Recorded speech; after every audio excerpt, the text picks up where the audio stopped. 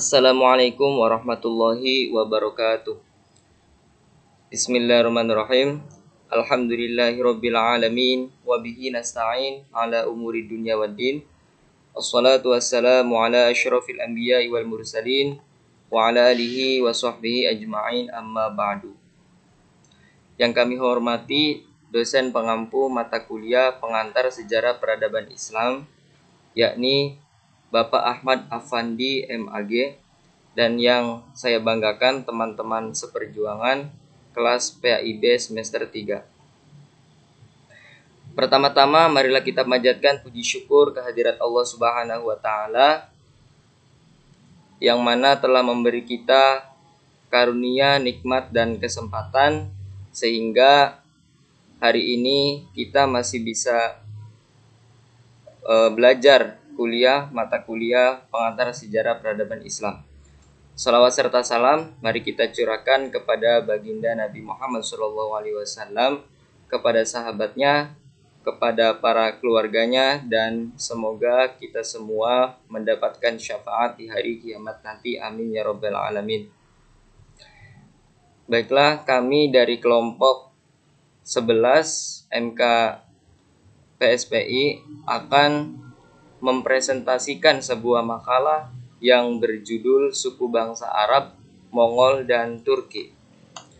Sebelumnya kami akan memperkenalkan diri dari kelompok 11. Yang pertama saya sendiri, Syukron Makmun, dan selanjutnya yaitu rekan saya, Saudara Muflih Alik. Untuk mempersingkat waktu, mari kita simak video ini tentang suku bangsa Arab dan Mongol yang akan disampaikan oleh saya sendiri.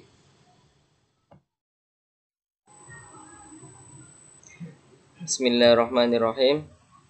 Suku bangsa Arab. Menurut bahasa, Arab artinya padang pasir, tanah gundul dan gersang yang tiada air dan tanamannya.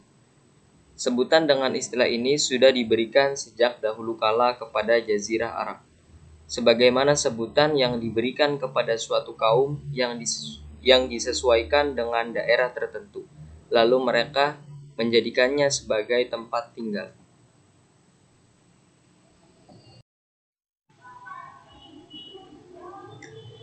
Dalam sirah Nabawiyah yang ditulis Syekh Sofiur Rahman Al-Mubarakfuri, menyebutkan silsilah keturunan dan cikal bakal dari suku Arab. Kaum Arab dibagi menjadi 3 bagian, yaitu yang pertama Arab Ba'idah, yang kedua Arab Aribah, dan yang ketiga Arab Musta'ribah. Yang pertama yaitu Arab Ba'idah, yaitu kaum-kaum Arab terdahulu yang sudah punah dan tidak mungkin sejarahnya bisa dilacak secara rinci dan komplit, seperti Ad, Samud, Tosem, Judais, Imlak, dan yang lainnya. Yang kedua yaitu Arab Aribah, yaitu kaum-kaum Arab yang berasal dari keturunan Ya'rib bin Yashjub bin Qahtan, atau disebut pula Arab Qahtaniyah. Tempat kelahiran Arab Aribah atau kaum Qahtan adalah di negeri Yaman, lalu berkembang menjadi beberapa kabilah dan suku. Yang terkenal adalah 2 kabilah. Yang pertama yaitu kabilah Himyar, yang terdiri dari beberapa suku terkenal, yaitu Zaid al-Jumhur, Qudo'ah, dan Sakasik. Yang kedua yaitu kabilah Kahlan, yang terdiri dari beberapa suku terkenal, yaitu Hamadan, Anmar, Toyi, Madhaj, anak keturunan Jafnah, Raja Syam, dan yang lainnya.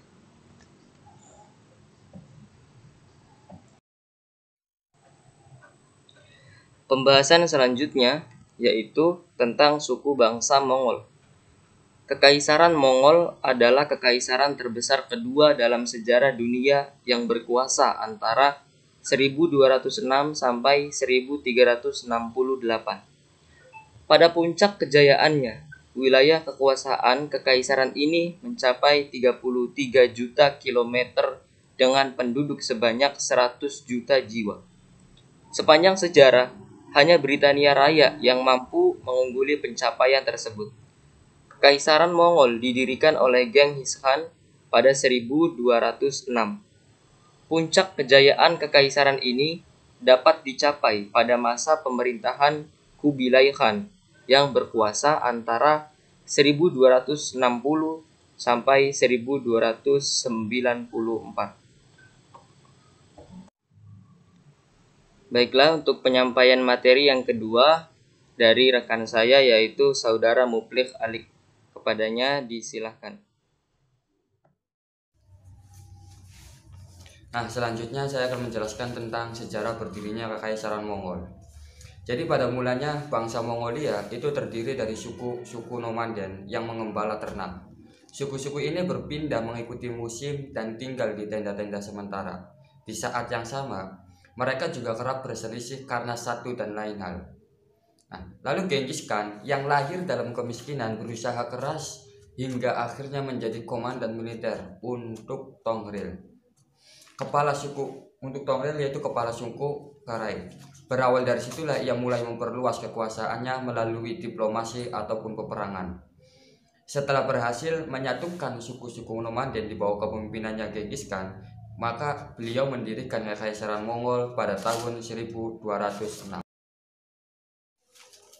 Nah, lalu selanjutnya itu perkembangan Kekaisaran Mongol. Jadi di bawah kekuasaan Genghis Khan dan keturunannya, Kekaisaran Mongol mampu berkembang pesat dalam waktu cukup singkat. Awal pemerintahannya telah dipenuhi dengan ekspedisi penaklukan wilayah ke segala arah, dimulai dari penaklukan dinasti Qia Barat di Cina bagian utara dan kerajaan Khwarizmi di Persia. Lalu masa kejayaan Kekaisaran Mongol. Jadi Kekaisaran Mongol itu mencapai puncak kejayaan ketika diperintah oleh Kubilai Khan itu pada tahun 1260 sampai 1294. Kubilai Khan bahkan telah membangun reputasi sebagai penakluk hebat sejak sebelum naik tahta menjadi kaisar. Setelah berkuasa, ia aktif membangun sarana pendidikan, melakukan eksploitasi wilayah, lalu mengeluarkan uang kertas, serta mendukung berbagai kebijakan yang merangsang pertumbuhan ekonomi kekaisaran. Para pedagang dari Cina pun pada saat itu dapat berdagang hingga ke Eropa dengan aman. Nah, setelah mengetahui masa kejayaan Kekaisaran Mongol, lalu setelahnya yaitu ada keruntuhan Kekaisaran Mongol. Setelah kematian Genghis Khan, Kekaisaran Mongol pada dasarnya terbagi menjadi 4 khanat atau kerajaan, yaitu dinasti Yuan di Cina, lalu Ikhnate di Persia, lalu Kekhanan Chengtai yaitu di Asia Tenggara, dan Golden Horde di Rusia. Masing-masing kerajaan yang diperintah oleh keturunan Genghis Khan ini memiliki kepentingan dan musuh sendiri. Perselisihan dan perpecahan inilah yang menjadi salah satu sebab keruntuhan Kekaisaran Mongol. Jadi maksudnya keruntuhan itu karena perselisihan. Mongol pada akhirnya wilayah Ikhnate dan Kekhanan Chengtai diambil alih oleh pendiri Kekaisaran Timurdi. Sedangkan di Cina sendiri dinasti Yuan berhasil dikalahkan oleh dinasti Ming. Penguasa dinasti kemudian melakukan upaya balas dendam dengan menghancurkan ibu kota Kekaisaran Mongol beserta hartanya. Dari situlah Kekaisaran Mongol mulai runtuh. Nah, selanjutnya yaitu saya akan menjelaskan tentang suku bangsa Turki.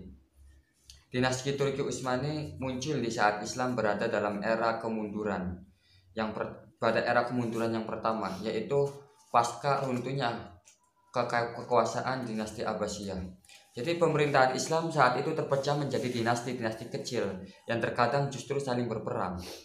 Bangsa Turki sendiri berasal dari kabilah Oghuz yang mendalami daerah Mongol dan utara Cina, kemudian menyebar ke wilayah Anatolia, Persia, dan Irak. Mereka mulai mengenal dan memeluk agama Islam sekitar abad ke-9 Masehi atau abad ke-10 Masehi, yaitu ketika menetap di Asia. Akibat serangan tentara Mongol di bawah pemimpinan Genghis Khan ke Asia Kecil dan wilayah Irak pada tahun 1617 Hijriah atau 1220 Masehi, kabilah Oghuz terpaksa harus bermigrasi ke arah barat dan menetap di Akhlad, kota Akhlad. Baik teman-teman, mungkin itu saja yang dapat kami sampaikan.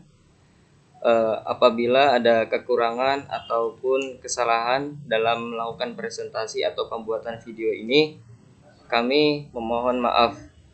Terima kasih kepada semuanya, semoga dapat bermanfaat. Wabillahi taufik wal hidayah. Wassalamualaikum warahmatullahi wabarakatuh.